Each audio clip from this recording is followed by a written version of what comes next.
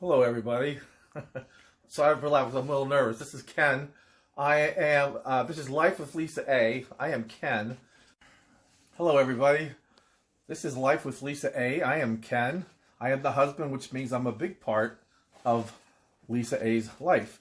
And when I say big, I mean big. And don't worry, we have butter to go with those rolls. Anyways, let's be serious. This recipe is a shout out to Gaynor from across the pond in England. And she has been corresponding with my wife, and she was nice enough to share her recipe with us. And I know my wife has been dying to try it, and she's not feeling as good as she usually is today, so I thought I would surprise her and make the recipe for her. So here we go. All right, now we're here and we're going to make this lemon drizzle cake that, as I said, Gaynor was nice enough to give to us. And these are the ingredients that we're going to be using. We're going to start off with 4 ounces of softened butter, which is half a cup of butter, which is 1 stick. We have the juice and the zest of 2 lemons. You're supposed to zest your lemon first. And then when you take out the lemon, after you do the zest, you'll take your lemon, cut it in half, and you'll take a fork, and you'll work the fork around and get the juices out and try to keep not get any pits in your container. All right? So, the way that with your lemons, you can heat them up in the microwave to make them and roll them between your hands to make them a little easier to get the juice out and stuff. So we also have 2 eggs. They're supposed to be room temperature, but we took them and we put them in the microwave and we put them in the warm water, and got them down, to the right temperature. We're going to be using 2 teaspoons of baking powder, and we're going to be using 8 ounces of flour, which is a cup, and then we're going to be using 4 ounces of sugar, which is right here. So we're going to take all those, it's half a cup. So we're going to be taking all those ingredients and putting them in my bowl here. Nice color, huh? We're going to put all these ingredients in my bowl, and we're going to whisk them together with the hand. What's nice about this recipe that I like is that there's no appliances needed. You don't have to plug anything in. You don't have to worry about beaters and this and that. Just a good old hand whisk, and we're going to whisk that all together. And then after that, when we're done doing that, I'll tell you what's next. All right, thank you. Folks, as you know, I'm pretty new at this, but also in the ingredients, which I would assume is a very important ingredient, is lemon curd. Instead of they have it at the store, there's no reason you have to make your own. So we're going to take lemon curd, and we're going to have 1 heaping tablespoon of lemon curd. All right, so let's continue. So we are going to take I'm going to take the butter. I'm going to put the butter in the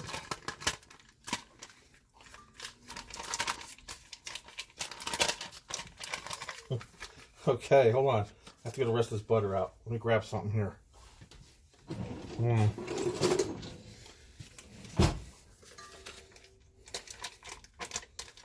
Okay. So we get the butter out of there. Sorry it's taking so long, because I thought with me doing this video instead of Lisa, because she always supposed to do quick videos on these desserts, and for some reason a 5-minute dessert turns into an 18-minute video. I don't know how that happens, but it does, as you well know. So we got the butter in there. Softened butter. I'm going to take the flour. I'm going to dump that in. Okay. Here's the sugar. All right. We're going to take let me find the two teaspoons of baking powder. So I figure out, oh, here it is, okay. What? Don't mind the cinnamon. All right, there's the 2 teaspoons.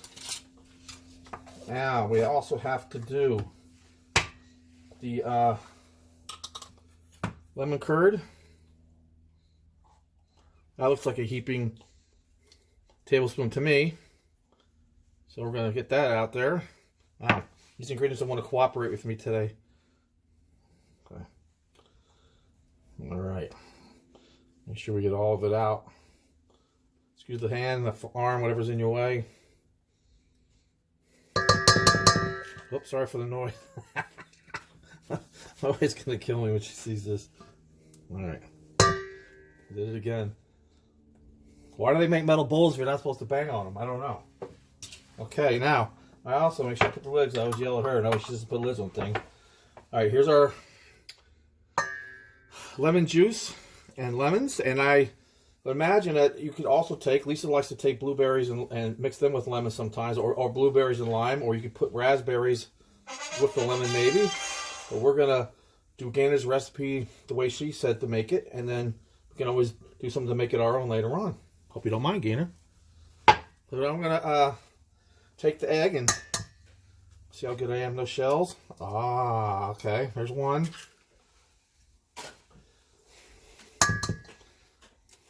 Here's two. All right. Yeah, that was all pretty simple, wasn't it? I think I got all the ingredients. Now we're going to take this and we're going to whisk everything together. Wow. I already smell that lemon. It smells good. I can't wait. So we're going to mix this together. Okay, this is Ken back again. I whisked everything together. I didn't think you'd want to sit there watching me whisk because I didn't know how long it was going to take. So, have my pan here. It's a loaf pan. I think it's like 9 by 5 by 2, something like that. But you ladies and gentlemen that cook know what a loaf pan is. And here we go. I prepared it by using this convenient pan baking flour. So, I sprayed it, liberally sprayed it, and we're ready to go. So, oops, sorry. So we're gonna take our mixture here, and we're gonna get into our loaf pan. So, let's do it that way. Let's use the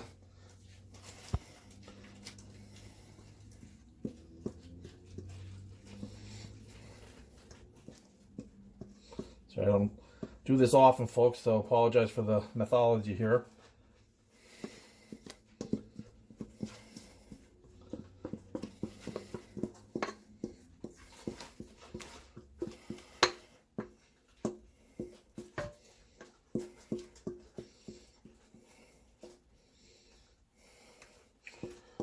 I hear my dog chewing on something in the background. I wonder what she got into. Probably something I threw in the garbage. All right.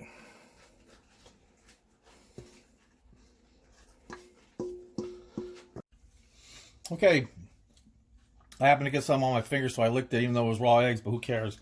And very, very tasty. I can't wait to bake this up. Now we're going to take this pan, we're going to stick it in the oven at 325, and we're going to bake it for about 1 hour and 10 minutes. And while that's baking, I'm going to show you folks how to make the topping for this. So I'll be back. So we got the air bubbles out, and we're going to, everybody's baking oven's a little different. Baking times might be, varied. So you want to check it as you go along, make sure everything's going along great. All right. Hello, welcome back to Life with Lisa A. I'm Ken. Listen, well, actually, I guess for you guys, it's just been instantaneous. I act like, for me, I've been away for a while, so I apologize for that, because you know who I am, because I'm still the same person. But anyways, what I did was I took 2 tablespoons of lemon juice, and a cup of powdered sugar, and I mixed it all together, and this is what I got. So, yeah, there might have been a little bit of water in the bowl because I washed it, and I never dry it. My wife always yells at me for that. She hates when I give her something that's wet, but she's not here right now, so what's she going to do? All right, so this is what it looks like. Looks good, smells good. Here's our lemon drizzle cake, thanks to Gaynor. Now what we're going to do here is we're going to take a skewer, okay, and we're going to put holes in it, like that. So let me go fast. Okay. I guess that's probably enough. So now, while it's warm, we are going to... Okay, I guess that's enough holes. So now we're going to take our topping and we're going to drizzle it over top of the cake. And I do not have a master's degree, but I assume that the holes are so the topping will enter the cake itself and not just sit on top. So we're going to, I imagine we're just supposed to take all this out and then spread it around. So that's what I'm going to do.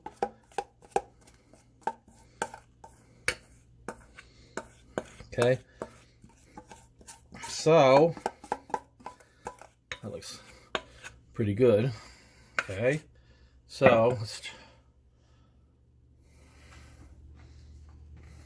drizzle this around like that. Okay. Ah, it's good, doesn't it? Okay, so now, imagine, what do you folks think I should do? Should I save this till she sees it to surprise her, or should I go ahead and take a bite of it now? I don't feel like waiting, so I think I'm going to cut myself a piece now. And I always like the end pieces, so I'm going to take this end here. Okay.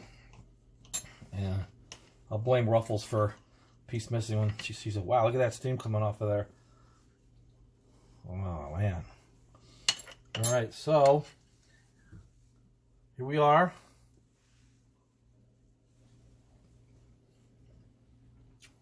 Oh, that's good.